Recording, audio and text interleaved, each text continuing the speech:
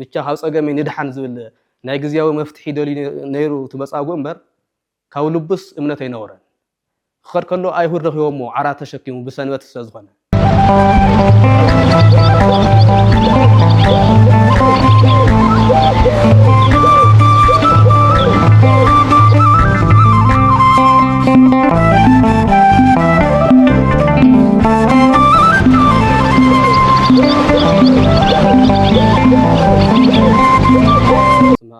ወወልድ ወመንፈስ ቅዱስ አሐዱ አምላክ ይትባረክ እግዚአብሔር አምላክ አዊነ ለዛ አብጽሐነ እስከዛቲ ሰዓት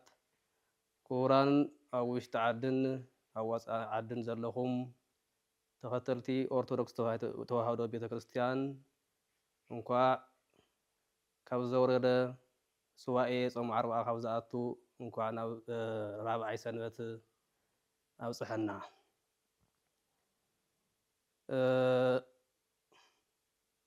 ተንስ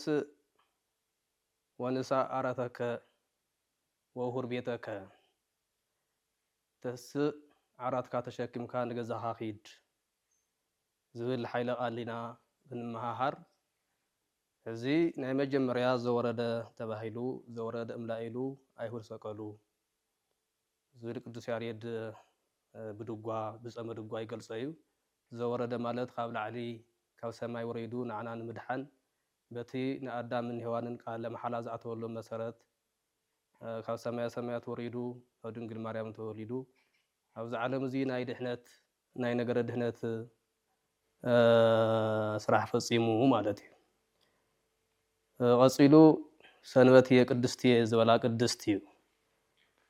ስለ ሰንበት ቅድስና ስለ ክርስቶስ ስለ ናይ ክርስቶስ ቅድስና ስለ ናይ ደቂ ሰባት ቅድስና ዘምሃረሉ ማለት እዩ ቅድስት ቀፂሉ ድማ ሳልሳይ ሰንበት ምኩራብ ቤቴሰ ቤተ ጸሎት ይሰመይ አንቱም ረሰይኩሞ ኢሉ ዝገሰጸሉ ነጋድያን ዝልውጡ ዝለዋወጡ ዝነበሩ እዚ ሲ ናይ ንግዲ ዓለም የኾነን ኣውደ ምህረት ናይ ምሕረት ቦታ ኢሉ ቤተ መቅደሱ ዘንጽሐሉ ሰንበት ማለት እዩ ምኩራብ ሎማዓንቲ ድማ ራብዓይ ሰንበት ራብዓይ ሱባኤ ሒዝና ኣለና ማለት እዩ السنوات زي مصاغو تباهيلو كسنوات جميرو كساب قدام مصاغو تباهيلو تسمونو كله مصاغو يبحال مصاغو ابحالا نايت سب شوم ينورو كوني نايت زحامه سب ناي ግል ሽም ይህልው እዩ መጻጉ ኢሉ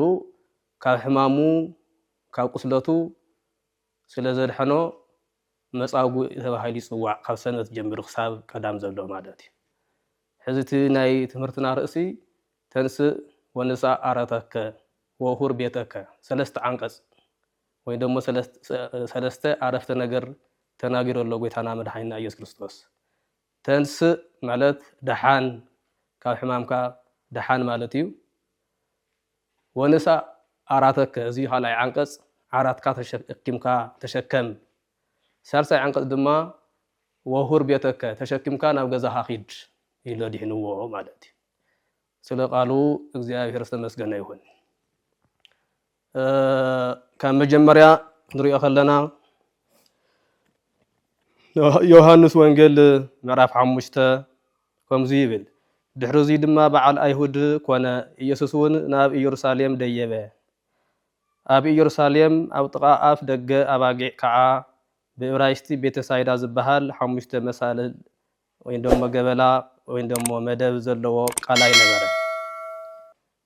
ናይ ኣይሁድ በዓል ነበረሞ ክርስቶስ ደሞ ናብኡ ደየበ ይብል ኣፍቲ ኢየሩሳሌም ጥቓ ቤተሳይዳ ይበሃል ብዕብራይስጥ ቤተሳይዳ ማለት ቤተሳይል ናይ ይቅርታ ናይ ምሕረት ቦታ ማለት እዩ ኣብኡ ከዓ 5 ደረጃ ዘለዎ ምህማስ ኣባጊዕ ይብል መሐመስ ኣባጊዕ ማለት እዩ ኣብኡ ናይቲ ማይ ምንዋጽ ዝጽበዩ ብዙሓት ሕሙማት ዕውራት ሓንካሳት ነበሩ ስለዚ ኣብቲ ቦታ ንሱ ዝሰፍሩ 5 መደብ ኢልና ዘለና ምህማስ ኣባጊዕ ዝብሎ ኣብኡ ሕሙማት እሱራት ሓንካሳን ዕውራን ዝተፈላለዩ ሕማም ዘለዎም ኣብኡ ነበሩ ካብኡ መልአክ ወሪዱ ነቲ ማይ ነቲ ባሕሪ ከናውፅኦ ከሎ ሽዑ ወሪዱ ተሓፀበ ይድሕን ካብ ሕማሙ ይብል ካብኡ ሰብ ዘለዎ እቲ መልአክ ወሪዱ خناوص كله تبحر اندحر تحصيبو كاب حمامو يدحن እቲ መልአክ ናይ ካህን ምሳሌ እዩ እቲ ማይ ድማ ናይ ጥምቀት ምሳሌ እቲ ሓሙሽተ መደብ ደረጃ ኢልና ዘለና ድማ ናይ ሓሙሽተ ኣእማደ ምስጢር ምሳሌ ኢሎም መተርጉማን ይትርጉምዎ ስለዚ ኣብኡ ሰብ ዘለዎ ብቻ ክናወጽ ከሎ እቲ መልአክ ክወርድ ከሎ ዝተሓፀበ ይድሕን ንምንታይ ዘናወጾ እቲ መልአክ ተይልና ትማይ ዝናወጽ ዘሎ መልአክ ስለ ዝመፀ ንምፍላጥ ካብኡ ከዓ እቲ መልአክ ንምንታይ ናብኡ ዝወርድ ተይልና ድማ ለቀድሶ ተማይ ይብሎ ስለዚ ሽዑ ተማይ ይቅደስ ሽዑ ክናወጽ ከሎ ዝተሓፀበ ድማ ካብ ሕማሙ ይድሕን ነይሩ ይብል ብዙሓት ሰብ ዘለዎም ዘውሩዶም ዝረኸቡ ይድሕኑ ነይሮም እዚ መጻጉዕ እዚ ግን ኣብኡ ካብ ዝቕመጥ 38 ዓመት እዩ ገይሩ ሰብ የብሉን ሰብ ስለዘይብሉ ገዲፎሞ ሰብ ነናቱ ሒዙ ይኸይድ ንሱ ይተርፍ 38 ዓመት ኣቕፂሩ ናይ ሓደ ዕድመ ሰብ ማለት እዩ ናይ ፍርቂ ዕድመ ሰብ ዕድመ ልክዑ ኣብ ዓራት ተጣቢቁ እግዚአብሔር ግን ኣይሓድግን እያሓድገኩም እጓለማውታቱ ኩኑ ዋላ ሰብ ይግደፍኩም በር መዓልቲ ይነውሕ በር እግዚአብሔር ግን ዘይሓድገካ ምዃኑ ካብዚ ንምልከት ብቻ እምነት ይሃሉ ማለት ካብኡ ክርስቶስ ኣብቲ በዓሉ ሰብኡ ብኡ ደዩና ሃለው ኣብቲ በዓል ናይ ኣይሁድ ኣብኡ ተረኺቡ ክሪኦ ከሎ 38 ዓመት ኣብ ኣልጋ ተጣዊቁ ኣብ ዓራት ተጣዊቁ ምስ ረአዮ ክትድሕን ትደሊ ዲኻ ኢሉ ሓተቶ ንምንታይ ሓቲትዎ ክድሕን እወ ክድሕን ይኽእል ምዃኑ ኣይፈልጥን ድዩ ንምንታይ ሓተሎ ከም ዘይፈልጥ ኣምላክ እንድዩ ተይልና ንስጋዊኡ ቦታ ንምሃብ ዘይፈልጥ ስጋ ተዋሂዱ ምዃኑ ንምፍላጥ ይብሉ መተርጉማን ከም ኣምላክነቱ ይፈልጦ እዩ ስጋ ከም ሰውነቱ ግን ዘይፈልጥ ዝነበረ ስጋ ተዋሂዱ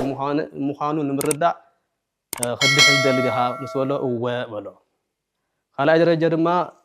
ፈቃደኝነት ናይቲ ሕሙም ንምርግጋጽ እወ ክድሕን ክደሊ ኢሉ ባዕሉ ከኣምኑ ኣለዎ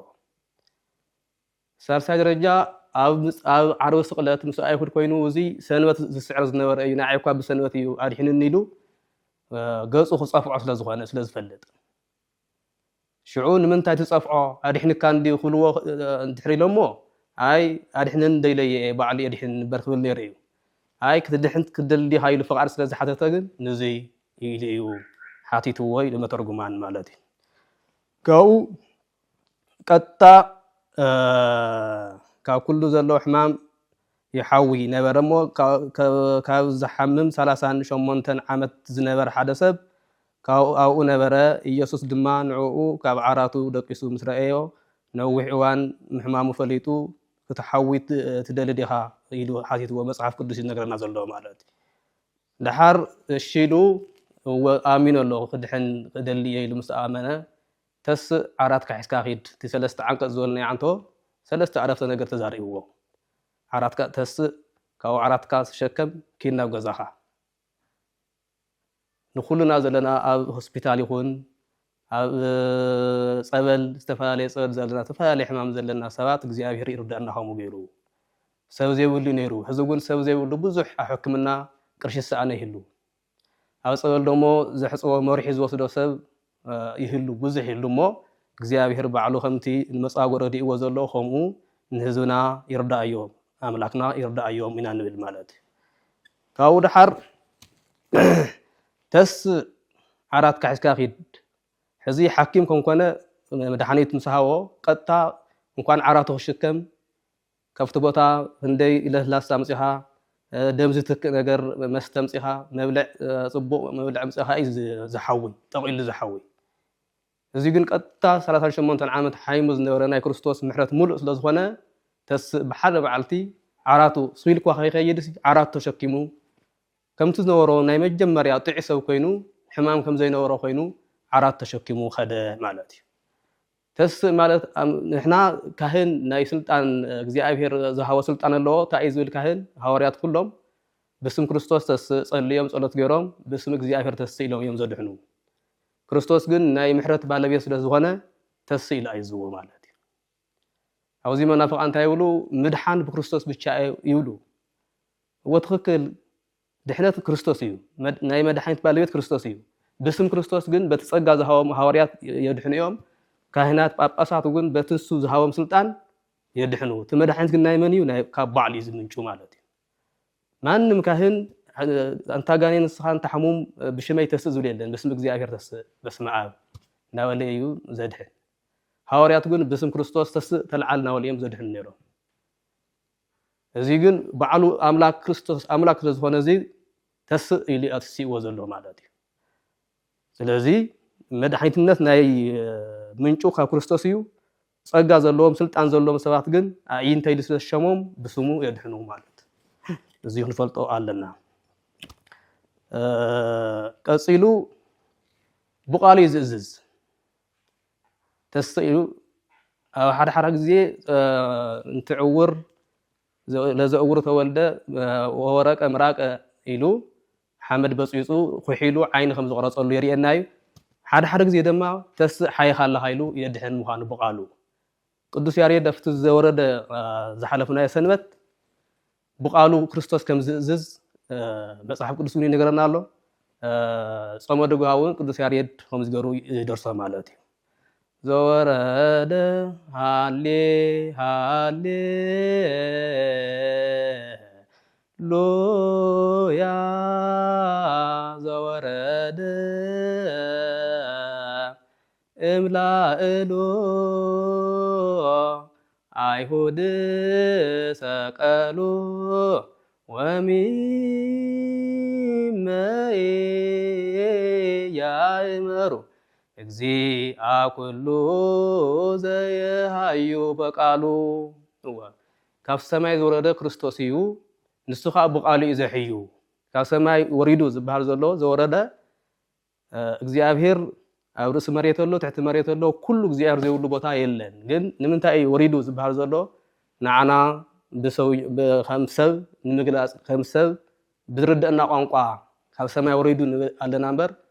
ኣብ ሰማይ ግን ሙሉእ ምዃኑ ኣብ ትሕቲ መሬት ምህላው ንዓለም እሱ ወሲንዋ ምዃኑ ንዓና ብዝርድአና እዩ ዘወረደ ኢልና ዘለና ማለት እዩ ድሓር እቲ ዝወረደ ከዓ ክርስቶስ ንሱ አይሁድ ሰቂሎሞ ስለ ዘስተምህረ بسنبت لدويان حموما فوس إلهم كسيسهم سنبت سعر كايلهم أيهود كأسقال ونعو إجزاء كل زي هاي بقالو ناي كله بيتا ناي كله فتاري إنها لو موها بقالو زي هاي بقالو تس إلو زدحن كريستوس إلو مسكر والله مالتي خمت قدس ياري مسكره عاوزيون تنس ونسى أراتك كيلو بقالو ساعة شمون تنعمت زحام سب هتسي والله مالتي بقالو عزيزو أملاك لزوانه نزيون أقدمو كريستوس ካብ ድንግል ማርያም ከም ዝውለድ ብነቢያት ተናገር እዩ ከም ዝስቀል ብነቢያት ተናገር እዩ ብድንግልና ከም ዝውለድ ግን ሁሉም በብዙሕ አምሳል ሁሉም ነቢያት ገሊጽሎም መጀመሪያ ትንቢት የናገርሞ ካብ ወዳሕርቲ ትንቢት ዘናገሮ ይፍጽሞ ሕዚ ቅዱስ ያሬድ ንዚ መጻጉዕ እዚ ከም ዘድሕኖ ነቢይ እግዚአብሔር ዳዊት ኣብ ዳዊቱ መዝሙር 40 ገሊጽዎ እዩ እግዚአብሔር መጀመሪያ ትዝገወረ ስራሕሲ በነቢያት ሓዲሩ ይዘናገር እግዚአብሔር ይረድኦ ውስጥ አራት ህማሙ ይብል መዝሙር 40 ዳዊት ኣብ ልበ አምላክ ሓዲሩ እግዚአብሔር ይረድኦ ውስጥ አራት ህማሙ ማለት ተስብከት ግን ሎም አንተ ኣብ ሰንበት እዩ ዝስበኽ ደሞ ምስትናይ መጻጉዕ ዝኸድ ማለት እዩ ውስጥ አራት ህማሙ ኣብ ዓራቱ ሓይሙ 38 ዓመት ዝነበረሲ خدحنا أيو زبل بإግዚአብሔር منفس قدوس أب لب أملاك حريرو عناقر وين مجمريا تزناقر إذا فصمو زلوا سقال بيسو أو زعلم تي بنبيات زناقر تنبيت يفصمو اللي بتجوار مالتي قاود حر تس عرات كحس كاخيد مسولو تسيو عرات حزو خدا تايبولو دما داقمة يتأبس خالأي كيت حاتيات كيسرح ስለዚህ ሰብኣይ እዚ ብሓጢያት ሓይሙ ነሩ ማለት እዩ ኣብ ሓደ ንተኣምር ምግላጽ እናበለ ከምቲ ዝዕውር ተወልደ ዝብል ብናይ መን ሓጢያት ክበሃል ከሎ ኣይ እሱ ሓጢያት የብሉ ኣቡኡን ሓጢያት የብሎምን ናይ እግዚአብሔር ተኣምር ንምግላጽ ተባሂሉ ሓይሙ ኢሉ መሊሱ ኣብዚ ግን በዚ ሕዚ ሓጢያት ከይሰርሕ ዘሎ ሓጢያት ሰሪሑ ሓይሙ ምዃኑ ኣብዚ ይርደና ካብኡ ድሓር ኪድሞ ንሰበይት ንገር ኢልዎ ኣይትንገር ዓራት ካሕስካ ኺድ ንሰብ ግን ኣይትንገር ኣነ ከምዝ መድሓኒት ከምዝ ሕኹኻ በኣይ ከምዝ ሓወኻ ንሰበይት ንገር ኢልዎ أوزي مترجمان بحداقس وداسي كنتو سلا زيدلي حدا سب خم بعل زود حنو حيم منيرو أنا درساني ميكائيل دقيمة قال دحنا يزبد سب أيسانن جن خم يخون نجزي أبيهر دحنوه بس نجزي أبيهر دحنو يزبحال وداسي كنتو دل سب كم زلوا كريستوس جن وداسي كنتو زيدل مهانو كابسب وداسي كنتو زيدل مهانو نسوي تنجر سالسان شمونتن عمز أكل ألقى ودي أطاوي قصدنا ولا سب عوية أمر نسب زنجر مستري جن وداسي كنتو سلا زيدلي إبل كالاي كا نسب أيتنجر كل كله مترجمان ترجموا خلوا ناي كريستوس نجرد هنا تسي أو عروس قدرت جميرو خسابت أو تنسى جلس خوون شيء بزح سوز أمنو في الصامي وناي نجرد هنا أو أصل زخانة جزيء بس حن مالوتي أو زيلو وانا هلو أما قد خر كله تسبعي بلبو كريستوس خمزة حناس أي فلته تراي أدحنني بيتشايلو بيتشا هاوس أجمع ندحن زول ناي جزياو مفتحي دولي نيرو تبص أقوم بر كاولبس إمنتين نورا خر كله أي هو رخيومو عرات شكيم بسنوات السزخانة نمنتها بحق موسي ما إنه سهل قصة عسى ولن بسنوات زخانة نجار خشكام يولن زي لحقنا نمنتها حق السعري لما ما قدرت أنيهم أي اتزاد حنني إيو نسو عرات كتشكيم كاخديلني هذا نسوي تنجري لو نيرو نجرون هي تأزاز فري صلوا كلا خا تزاد حنني تشكيم هم يلني لو مستيرو تناجر الله مالتي أي تنجر توحيدس زرزيرو ولا موزي ما سنوات السعريو جزء أفري خنن من تاي سنوات حق موسين من تاي يفرس لهم ناي خسي مسرتا خجمر خيلهم أي هود مالت أي تنجر توحيد نيرو جنت تأزاز فري سو هم يل هذا دحر كريستوس أمكراو هذا مكراو بيتصلوات رخيو دحينو وادحين كادو إلو هو دحينه بل نسبي تنجر نخال أي جزء نجرز له نسبي تنجر كم دحان كا خايلو نسبي تنجر خال أيدمو كاويز جد حمام كيره وكا حاتيات كيسر حلو هاتنكوا كاو سلاسل شمونتن عامتا ألقات تأوي كاز جد حمام الذي انتيلنا السوء حمام السوء نايسجا دوي أيو نايسجا حمامي حلافيو ناي نفسي دوي خي دوي مالتي ناي نفس مالت ناوسيل كي تأتو حاتيات كيسر حاتيات صريحة نابجه النمسات كي تأتو نزل ألم أو صقع خي تنبر يزلو زلو تزعب مالت تزعبسي ناي سجا حلاف مخانو ناي نفسي صقع يجن كبير زي حل مخان يزنقر زلو تاي فليتو عارب سقلات سلا قصو صافع مخانو سايفر كوينو سلا زفلت كما أملاك النوتو سلازي زيدو ونيرو جن أي تجورون عارب سقلات قصو صافعوا سنبس سعر سويوا يلو مسايفر كوينو مستمك سستناي كريستوس كوينو قصو صافعوا يبل ريو زي سياسة إكلي أنسى أسكون هول عيلي هي أنت سناي فداي وأشيته أوزي حزو وانكو صبص قول سب حماء زفادي سب علي يرأي أو زمن نقول مالتي إذا كله يزيد قالوا سوزي فدي النسبان إذا خمس جنس قبوا أنا برا مسكر خوينو خصص يقول نيلو سلازة حنا نيلو خمس كر قبوا أنا برا مسأي هود خوينو زي صفع زي يدي حنا نيلو صفع وقاص ويبل دفرت تمالا استجاروا له ولا زي خندزي زي قصر سب مالتي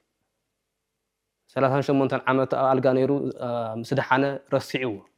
سلازي مصطفعو إيدو دايخونت نقصت يبل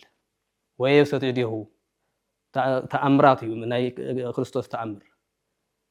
إيدو نقصة دومو حاتيات قاعد تي إيدو نقص زلوا حاتيات ملكتيو أوزي تحمامات يتنتني مترجمان يتنتنو دوية زنس دوية زمقصفت دوية زهاتيات نابلا يقرصوا مالتي دوية زسيت خمنا إيوب السيت دوية زنس خمنا تيموثيوس دوية زمقصفت دما خمنا ساول دوية زهاتيات كا خمزنا يزمصاغوزي قدف حاتيات يسرح خلاي كيتبس خاوي زعبي حمام كيرخبك حمام نفسي خيرخبك ناوسيول كيتوري له مهير وانا هلو هادي حنو وانا هلو قصو سلا صفعو سلا زخحدو زينا حاتيات ملكت حمام مالتي هو تناي نصهنا ناي زاسيس زبحال صقا ايو بصبل تحصيوكا يدحنن ናይካ ጸጋ ማለት እዩ ሃዋርያት ንባዕሎም ዝኾነ ሕማም ከም ዝነበሮም ሓደ ፈጣሪ ምህላው ተስታውሲኻ እቲ ናይ ሓጢያት ሕማም ዝበሃል ብንስሓ ተሓፂብካ ክትድሕን ትኽእል ኢኻ እቲ እዚኣ ጸጋኻ እያ ተይልካ ግን ዋላ ብጸበል ብሕክምና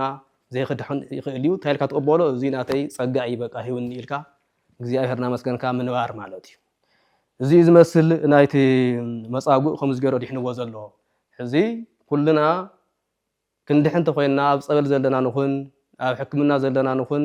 ሃይማኖት ክንሕ ዘለና መጀመርያ ዋላ መዓልቲ ንዋሕ እምበር ተስፋ ክንቆርፅ የብልናን ከድሕነኒ እዩ ከድሕነኒ እግዚኣብሔር ይገድፈኒ ኢልና ተስፋ ብትዕግስቲ ክንጽበ ከም ዘለና ማለት እዩ ድሓር ንዘድሕነና እግዚኣብሔር ከዓ ምንተ ኣስዮ እግዚኣብሔር ኢልና ምጽዋት ድዩ ዝተፈላለዩ ንእግዚኣብሔር ክንዝክሮ ከም ዘለና ምስ ሓወየናሲ ንእግዚኣብሔር ክንርስዖ ይብልናን ክሳብ ንድሕን ናድሕነን ንብል ካብኡ ምስ ድሓና ከዓ ናብ ጽጋብ ናብ ጭፈራ ንኸድ ኮይና ናይ ሓጢያት እዩ ካልኣይ ሓጢያት ከይንሰርሕ ካብዚ ንመሃሮ ዚታ እዩ ንዘድሕነካ ፈጣሪ ስለ ንዓና ኢሉ ኣብ ቀራንዮ ተሰቕለ ፈጣሪ ክንዝክሮ ነገረ መስቀሉ ክንሓስብ ግርፋቱ ክንሓስብ ከም ዘለና እዩ ዘምህረና ዘሎ ማለት እዩ ትዝገብረና ውዕለታስ ክንጠልሞ የብልናን ናብ ምንፍቕና ናብ ካሊእና ጠጣሪ ክንኣቱ የብልናን ኣብ ስቃይ ንኹን ኣብ ሕማም ንኹን እግዚኣብሔር ክንርስዕ ከም ዘይብልና ኣብ ስደት ንኹን እግዚኣብሔር ክንርስዕ ከም ዘይብልና ኣብዚ ክንመሃር ካብዚ ክንመሃር ይግበአና ማለት እዩ ዋላቲ ስቃይ ተነውሐሲ ሓደ መዓልቲ ምሕረት ከም ዘሎ ኣብዚ እግዚኣብሔር ክረድአና ምዃኑ ሰብ ዘይብል ኢልካ ክንሓዝን የብልና ሰብ ዘይብል ኢልካ ተስፋ ክትቆርፅ የብልካን ማለት እዩ ስኢልካ ንእግዚኣብሔር ክሳብ መጨረሻ ትልምን ከምቲ መፅኡ ትድሕን ደሊኻ ተስእ ድሓን ዝበለኒ ዝመጻጉዕ ሓደ መዓልቲ ዋላ መዓልቲ ንዋሕ እምበር መፅኡ ተስእ ክለና ይኽእል እዩ ማለት እዩ እዚ ዝመስል ቀፂሉ በዚ ብተመሳሳሊ ክርስቶስ ኩሉ ነገረ ድህነቱ ዝገብሮ ነበረ ብሰንበት እዩ ብሰንበት ብሙሴ ሕጊ ሰንበት ኮፍ ኢልካ ምውዓል ምንም እንቅስቃሴ ኣይነበረን ክርስቶስ ግን ናይ ነፍሲ ስጋ ስራሕ ምዃኑ ኣምሂርና ማለት እዩ ናይ ነፍሲ ስጋ ማለት ብሰንበት እስረኛ ምርኣይ እግዚኣብሔር የፍትኻ ምባል እዚ ናይ ነፍሲ ስራሕ እዩ ካብ ናይ ስጋ ስራሕ ዕረፉ ኢልና ዘሎ ሰንበት እምበር ናይ ነፍሲ ስራሕ ኣይትስርሑ ኣይበለን ኸይድካ ኣብዚ ዋላ ርሑቕ ቦታ ተልዩ ዝተኣሰረ ሰብ ተልዩ ኸይድካ እግዚኣብሔር የፍትሓኻ ምባል ብሰንበት ናይ ጽድቂ ስራሕ እዩ ናይ ነፍሲ ስራሕ እዩ ዝሓመመ ተልዩ እግዚኣብሔር የድሕንካ ኢልካ ስጦታ ሒዝካ ምኻድ ዝተባእሰ ተልዩ ተዓረቑ ኢልካ ምዕራቕ እዚ ብሰንበት ናይ ነፍሲ ስራሕ ቅዱስ ስራሕ እዩ ማለት እዩ ጽቡቕ ስራሕሲ ብሰንበት ኣይትስርሑ የብልኩምን ኢሉ እኮ ንኣይሁድ መሊሱሎም እዩ ካብዚ ክንመሃር ከም ዘለና ማለት እዩ ናይ ስጋ ስራሕ ገዲፍና ናይ ነፍሲ ስራሕ ብሰንበት ክንሰርሕ ከም ዘለና ከም ትጠቐስክዎ ካብኡ ድሓር ኩለን ዝገብረን ነበረ ብሰንበት ምዃኑ ኣይሁድ ከዓ ይኸስዎ ነበሩ ንምንታይ ሰንበት ይስዕርና በሉ ሕዚ ብሰንበትሲ ሓደ እንስሳ ወይ ደሞ ሓደ ብዕራይ እንድዕ ጉድጓድ ኣትዩ ተውፅዎ ኣይተውፅዎን ክብሎም ከሎ ወነውፅኦ ንምዕራይ እኳ ናውፅኦኹሞሲ ንሰብ ብኣርኣያ እግዚኣብሔር ብኣርኣያይ ዝተፈጠረ ሰብ ዳእታ ኮይነ ብሰንበት ዘየድሕኖ ኢሉ መሊሱሎም ማለት እዩ ስለዚ ዕረፍቲ እንዲ ሰንበት ነቲ መጻጉዕ 38 ዓመት ኣብ ስቃይ ዝነበረ የዕሪፍዎ ማለት እዩ ካብቲ ስቃይሲ የዕሪፉ ዓራቱ ሒዙ ገዝኡ ኸይዱ ከምቲ ዝተገበረሉ ኣይመስከረን እምበር يعرفوا ولا مالتي نعرف سرح صريح ولا كاو አይሁድ እግዚአብሔር የኮነ ነዚ እግዚአብሔር በዓሉ እግዚአብሔር ይብል ናወሉ ብዙሕ እግዚአብሔር ምዃኑ ግን አይተረዳኡምን መንፈስ ቅዱስ ርሒቁዎም ስለነበረ ከምዚ ናገሩ ነሰቅልዎ ንኸእትልዎ ታይ ሰርሐ ታይ ሓጢአት ሰርሐ ነጥብ ንሓዙ ነበሩ አይሁድ ማለት ቀፂሉ ብተመሳሳሊ ብሰንበት ምዕራፍ 8 ማቴዎስ ተሪእና ለምጻም ሰብ መጸሞ ክርስቶስ ኣብ አንቀጾ ብፃን ከስተምህርና ኣለወ ኣብ ታራ ኣብ እንባ ኮይና አስተምህረ ነይሩ አንቀጾ ብፃን ምስ ወደ ከዓ ካብቲ እንባ ክወርድ ከሎ ኣብ ምዕራፍ 8 ንረኽቦ ሓደ ለምጻም መጸ ኣሚኑ መጸ ክድሕን ማለት እዩ መጀመርያ ክትድሕን ተኮይንካ መጀመርያ ኣሚንካ ምምጻእ ኣሚኑ መጽዩ ተድሕነን ትኽእል ዲኻ በሎ ሽግር የወልንወ ካብኡ ለምጻም ናብኡ ቀረበ ናባይ ቀረብ ኢልዎ ክርስቶስ ናባይ ቀረብ ክሎ ከሎ ለምጻም በኦሪት ጊዜ በኦሪት ግነ ኣብ እስር ቤት ይዛኣቱ ስለዚ نزي سعره مخانو نزي حجزي سعره مخانو نعنا باي بلومو بإيدو زرقحو دهسسو دهسسو خاول لمصامو دحانه مالتي نقولنا دحنات እግዚአብሔር ይዓድለና አተማም ዘለና ሰባት እግዚአብሔር ድሕነቱ ይሃበና ካው አሚኑ ምስ መፀ ገሲስዎ እንኳን ክትገሰው ብውሊ ኪዳን ለመጻም ዝወፀ ብስሩ ኸይትን ክፈካ ናብ እስር ቤት ይዛቱ ነይሩ እዚ ግን ብውሊ ኪዳን ናይ ሓጢያት ምልክት ዘይኾነ ምዃኑ ብሐዲስ ኪዳን ሓጢያት ዘይኾነ ምዃኑ ርኽሰት የብሉን ኢሉ ደምሲስዎ ኣሎ ማለት እዩ ካብዚ ንማሃር ድሓርና ኢሉ ደሃሲሱ ካብ ለምጻሙ ደሓነ ንዚ ግን ከይትነግር ኢልዎ ስደሓነ ማንም ከይትነግር ከምቲ ዓንቶ ዝበልና ሊቃውንቲ መተርጉማን ውዳሴ ኮንቱ ስለ ዘይደሊ ካልኣይ ከዓ ኣብ ትንሳኤ ካብ ትንሳኤ ዘሎ ሙሉእ ነገር ድሕነቱ ክንገር ምዃኑ ሽዒ ዝእመን ብምባል እዩ እቲ ምኽንያቱ ካብኡ ድሕን ካለኻ ኪድ ናብ ካህን ርእስኻ ኣመርምር በሎ ስለዚ ኣብዚ ካህን ስልጣን ምህላው ኣብዚ ክንፈልጦ ይግበአና ሓደ ሰባት መናፍቃን ዝብልዎ ነገር ኣሎ ክርስቶስ ባዕሉ ኣባት ነፍሰይ እምበር ታይለ ናይ ሰብ ኣባት ንስሓ ዝሕዝ ካህነይ የድልን ዝብሉ ሰብ ዘሎ ስለዚ ታይልዎ ክርስቶስ ግን ባዕሉ ኣብ መጽሓፍ ቅዱስ ኣላ ፍታሕ ዘማ ዘለዎ መጽሓፍ ቅዱስ ቺድ ናብ ካህን ርእስኻ ኣመርምር ኢልዎ ኣሎ ስለዚ ግን ብሓጢኣት ይሓይሙ ካልኣይ ሓጢኣት ከይሰርሕ መስካ ከይተሓምም ኢልዎ ስለ ዝኾነ ብሓጢኣት ሓይሙ ነይሩ ምዃኑ ኣብዚ ይነግረና ኣሎ ማለት እዩ ድሓር ንካህናት ስልጣን ዘለዎም ምዃኑ ኣብዚ ክርዳእ ኣለና ንሃዋርያት ክልእኾም ከሎ ማቴዎስ ምዕራፍ 10 ሁሩ ወመሃሩ ህሙማነ ፈውሱ ድውያነ ፈውሱ እለ ለምጽ አንጽሁ ሙታነ አንስኡ ኢሉ ስልጣን ሂብዎም ኣሎ ኣብቲ ምድሪ ኮይነ ስራሕ ነበርኩ ኣነሲ ንዓይ ወኪልኩም ክሰርሑ ስልጣን ሂወኩም ኣለሁ ንኹሉ በስመ አብ ወወልድ ወመንፈስ ቅዱስ ኢልኩም ኣጥምቅዎ ኢሉ ዓብይ ስልጣን እንኳን ናይ ሕሙም ምፍዋስ እንኳን ናይ ለምጻም ምፍዋስ ናይ ሞት ምትሳእውን ስልጣን ሂብዎም ኣብ መጽሓፍ ቅዱስ ይርከብ ማለት እዩ ስለዚ ኣይንትየ እውን ኢልዎም ንጴጥሮስ መፍትሕ ራእይኪ ኣባጊኤ ንጳውሎስ ራእይኪ ኣባጊኤ ምእመናነይ ሓሉ ኢሉ ስልጣን ሂቡ ማለት እዩ ካብኡ ሃዋርያት ካህናት ከዓ ብስም ክርስቶስ ዝሓመ ዝሞተ ሰብ ተልዩ ለምጻም ተልዩ ብስም ክርስቶስ ተስእ ብስም ክርስቶስ ደሓን ናበሉ የድሕኑ እምነት ይዘድሊ እምነት ትሕዝካ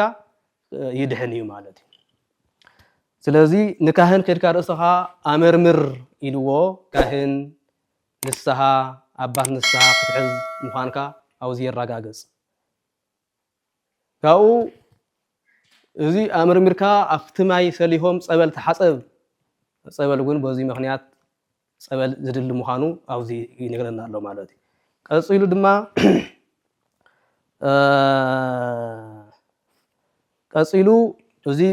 ምስ ደሓንካ ንካህን ምስ ርእስኻ ምስ ነገርካ ምስ ሓጢኣትካ ምስ ሰበልካ ምስ መርመርካ ካብኡ ስለዚ ደሓንካ ደሞ ምጽዋት ሃብ ኢለ ኣሎ ኣብ መጽሓፍ ቅዱስ ኒ ኣብቲ ምዕራፍ 8 ዝበልናዮ ሕዚ ብዙሓት ኣቦታት ንስሓ ምስ ወደአ ሓደ ሰብ ስግደኑ ኩሉ ምስ ወደአ በል መጽወት ቤተክርስትያን ገንዘብ ተልኢካ ሃብ ሽምዓ ገለ ሃብ ኢሉ ቅፅዓት ግን ይህቦ ማለት እዩ ኣብኣንያ ስለ ዝነፅሓኻ ናይቲ ዝነፅሓኻሉ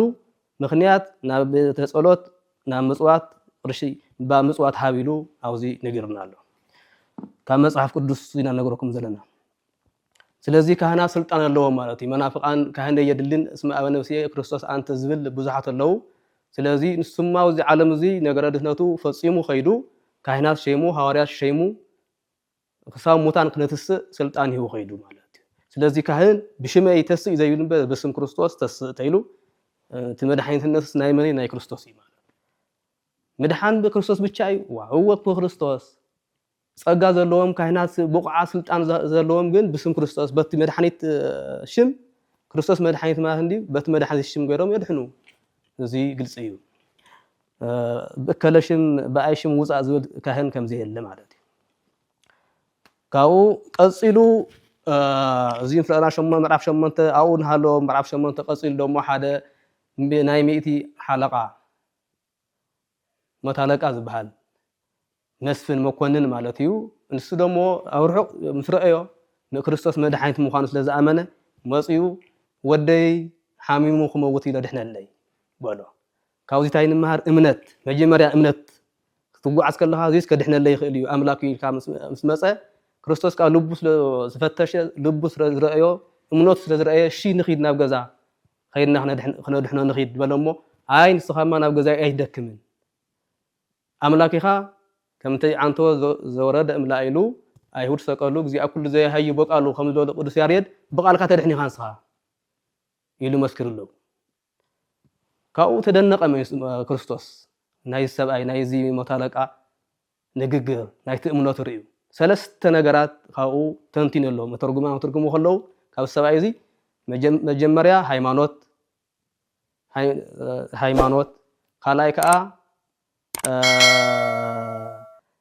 ትሕትና ሃይማኖት ከሎ ኣሚኑ ወደይ ክድሕን ኢሉ ምምፁ ሃይማኖት ካልኣይ ከዓ ትሕትና ድማ ናብ ገዛይ ክትኣቱ ንስኻ ይግበአካን ዝብል ትሕትና ካልኣይ ከዓኒ ዘይደ ምሕደራ መሲሉ ምንጋሩ እንኳን ንስኻስ ኣነ እኳ ንዞም ዝእዝዞም ሰራዊት ኣብ ቢሮይ ኮይነ ንስኻ እዚኣ ግበር ኢለይ ኣፍታ ወንበረይ ኮይነ ይእዝዞም እየ ንስኻ ከዓ ካባይ ትበልፅ ንፈጣሪ ንጉሰ ሰማይ ወምድሪ ኢኻ እሞ ኣብኡ ኮይንካ ከይደኸምካ ብቃልካ ኣዝዝ ኢልዎ ክርስቶስ ተደነቀ ናይ ሰብኣይ እዚ እምነት ናይ ሰብኣይ ትሕትና ናይ ሰብኣይ እዚ ኣስተዳደር መሲሉ ምንጋር ማለት እዩ እዚ መተርጉማን ተርጊሞም ኣሎ ማለት እዩ ኣድኒቁ እምነቱ ኣድኒቁ ካብኡ ኣብኣ ኮይኑ ክርስቶስ ክድበል ድሕንልካ ኣሎ ኢሉ ብቃሉ ኣብኣ ኮይኑ ኣዝይዙ ስለዚ ፈጣሪ ብቃሉ ኣዝይዙ የድሕን ምዃኑ ማለት እዩ ካብኡ ቅዱስ ያሬድ ነዚ ብዘይማ ክገልጾ ከሎ መቸም ቅዱስ ያሬድ ኩሉ ድጓ ይኹን ፀመ ድጓ ዝማሬ መዋስእት ካብ መፅሓፍ ቅዱስ ኣይወፅን ግእዝ ምዃኑ ሰብ ዘይተምሃረ እዩ ዘይሰምዖ ኮይኑ እምበር ካብ መፅሓፍ ቅዱስ ኣይወፅን ሓደ ቅዱስ ያሬድ ናይ ብሉይ ኪዳንና ናይ ሓድሽ ኪዳን መምህር እዩ መጀመርያ ብሉይ ኪዳን ሓድሽ ኪዳን ምስ ተምሃረ ካብኡ ተወሳኺ ካብ ሰማይ ከዓ ዋይ ዜማ ዘሰማይኩ በሰማይ ዘመላእክት ግናይ ዝብል ናይ መላእክት ዝማሬ ከዓ ገሊፁ እግዚአብሔር ስለዚህ ትድጓ ካብ መጽሐፍ ቅዱስ ኣይወፅን እንዲያው የብራህርሆ እንት መጽሐፍ ቅዱስ እዚ በደንብ ገር የብራህርሆ ቅዱስ ያሬድ ካብኡ ኣብዛ ምዕራፍ 8 ዘላ ብዘይማ ክዝምራ ከሎ ቅዱስ ያሬድ ምዕራፍ 8 ዘላ በቃልካ ኣዝዝ ዝበለት መስፍን ንክርስቶስ ኣብ ፀመ ድጓ ይርከብ ማለት እዩ ኣብ ናይ መጻጉ ፀመ ድጓ ይቤሎ መስፍን ለኢየሱስ በዕለተ ሰንበት እይደልወኒ ትባእ ሰጠፈረ ቤትየ አዝዝ በቃልከ ይህየው ወልድየ ምልጣን እግዚእየ አዝዝ በቃልከ የሃዩ ቁልኤየ ታሕተ ጠፈረ ቤትየ እይደልወከ በዊአ እዚ ብዘይማ ካብ ቅዱስ ያሬድ ካብ መንፈስ ቅዱስ እናተመርሐ ካብ መጽሐፍ ቅዱስ ዝወሰዶ ካብ ምዕራፍ 8 ማለት እዩ ኣተላታ ሃይለ ቃል ኣቕሚጥዎ ኣሎ ይበለ ኢየሱስ ለመስፍን ትመስፍን ሞት አለቃ ናይ ሚእቲ ሓለቃ ማለት እዩ ብትግርኛ ብዕለተ ሰንበት እዩ ዝናገሮ ዘሎ እይደልወኒ ትባእ ውስጥ ጠፈረ ቤትየ ናብናተይ ገዛ ክትኣቱ ክደክምስ የድልየካን ትሕትና እዩ ዝናገሮ ዘሎ እንታይ ደኣ ኣዝዝ በቃልከ ብቃልካ ኣዝዝ ኣብኡ ኮይንካ ኣነ እኳ ንሰራዊተይ እዝ ዘለኹ ኣቢሮይ ኮይነ ኣዝዝኣ የሃዩ ወልድየ ትወደይስ ሓዩ እዩ ኢሉ ኣሚኑ ኣሎ እምነትካ ዓብይ እዩ ኢሉ ክርስቶስ ደሞ ኣብ ዘለዎ ኮይኑ ድሒኑ ኣሎ ወድኻ ኢሉ ሰይድዎ ወድኻ ድሒኑ ከም ዝተረኸበ ገዛ ማለት እዩ ካብዚ ታይ ንምሃር ትሕትና ገዛይ ክትኣቶ ይግበአካ ከምቲ ዮሃንስ ኣነስ ክንደሃ ይኮንኩን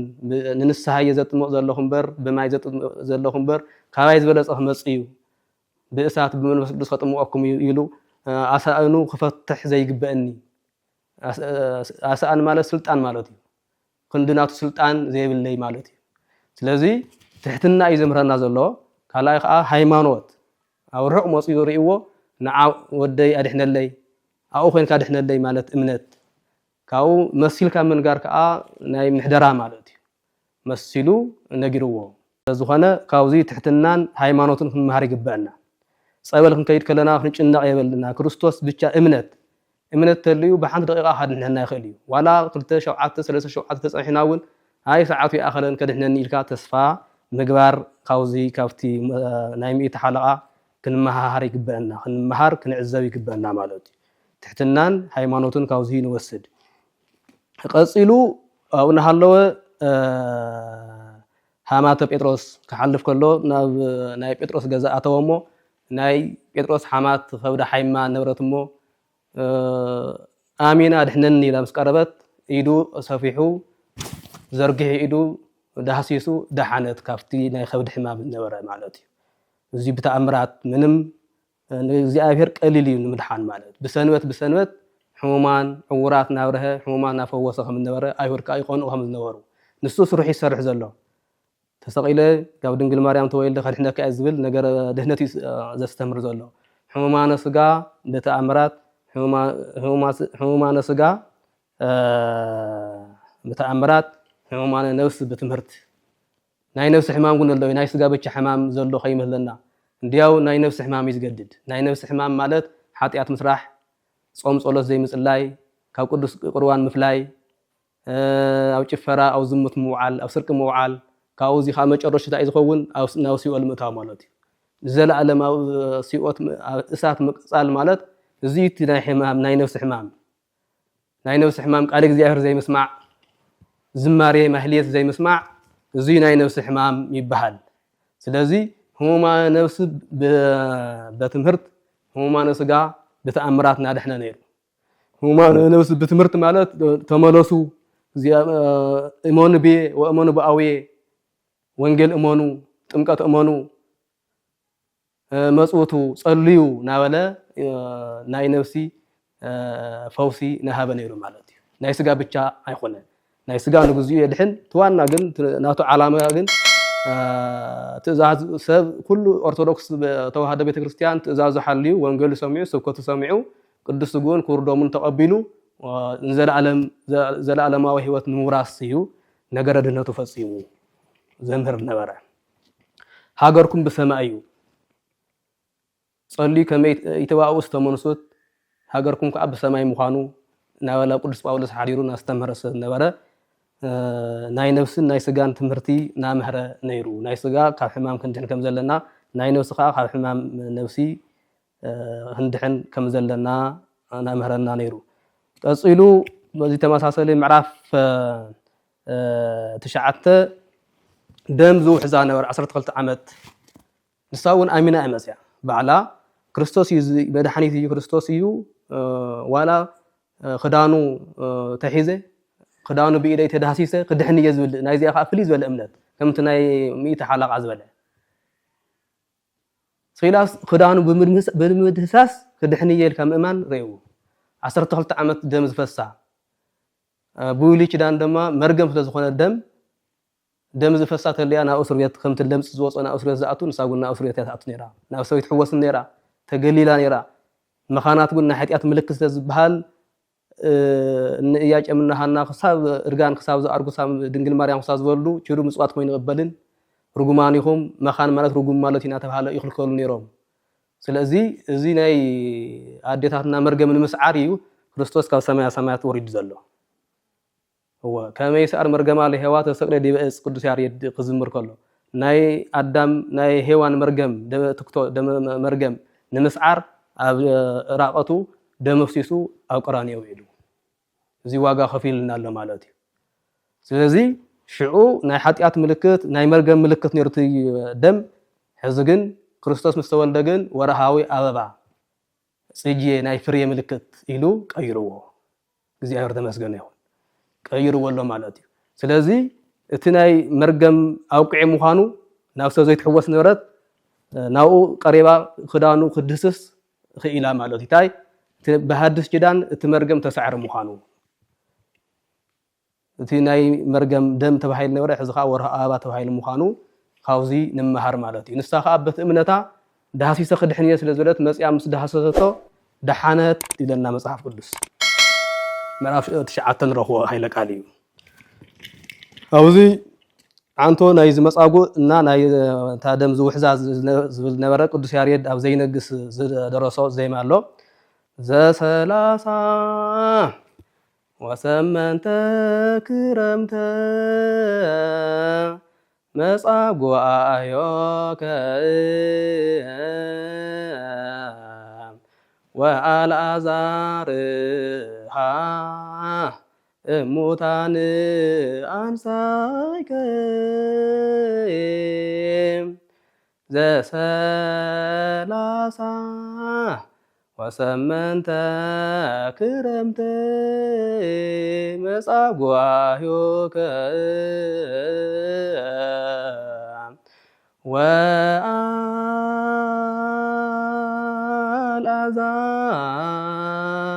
ወአልዓዛር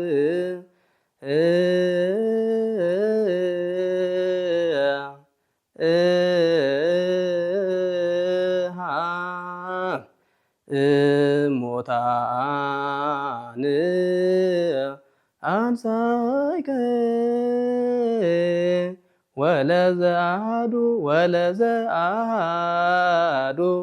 ለእሙ ጸጎከ ወለዘንተ ደም ይውህዛ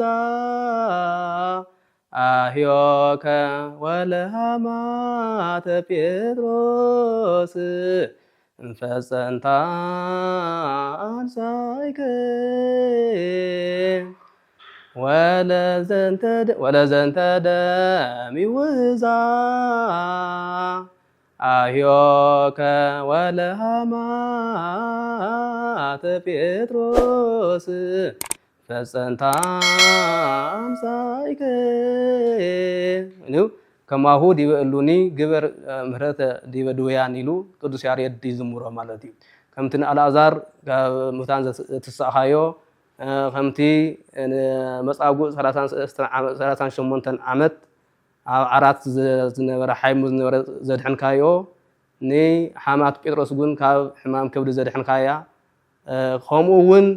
ኣብቶም ሕዚ ዘለዉ ድውያን ሕሙማት ምሕረትካ ፈውስ ፈውስኻ ሃብ ዝብል ቅዱስ ያሬድ ይዝምረልና ማለት እዩ ስለዚ እዚ ይመስል ናይ ክርስቶስ ነገረ ድህነቱ ኣብዚ ዓለም እዚ ብሰንበት እናድሐነ ድውያን እናፈወሰ ይውዕል ነይሩ ንሕና እውን ብሰንበት ድውያን ሕሙማት ኣብ ስራሕ ግዜ ኣይርከወልን ነገር እዚ ኣብ ሰንበት ኣብ ቀዳመ ሰንበት ክኾን ከሎ በዓል ክኾን ከሎ ግን ሕሙማት ምርኣይ ናይ ክርስቶስ ኣርኣያ ምዃን ዝሞቱ ንቤተሰብ ምጽንዕናዕ ዝተኣሰሩ ከይድካ እግዚአብሔር ይፍታሕኩም ምባል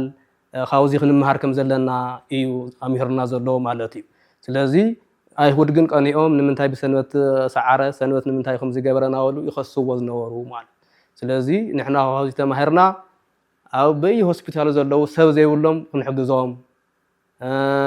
ከምቲ ሰብ የብለይን እሞ ኣነ ኣድሕነን ኢልዎ ዘሎ ትመጻጉዕ ንክርስቶስ ንሕና ግን ሰብ ዘይብሉ ቅርሸ ዋፂና ክንሕክሞ ከም ዘለና ኣብ ፀበል ዘሎ ግን ደጊፍና ናብ ፀበል ክነእትዎ ክንሕፅዎ ከም ዘለና እዩ ተልእኮ ይህብና ዘሎ ካህናት ግን ከምቲ ክርስቶስ ሰርሖ ኣይንተይ ኢሉ ስልጣን ሂብኩም ኣሎ ሂብና ኣሎ ጳጳስ ይኹን ካህን ኩሉ ህዝቡ ከይዱ ኣብ እስር ቤት ይኹን ኣብ ፀበል ይኹን ናኸደ ከስተምህር ከም ዘለዎ ተስፋ ከይትቆርፁ ኢሉ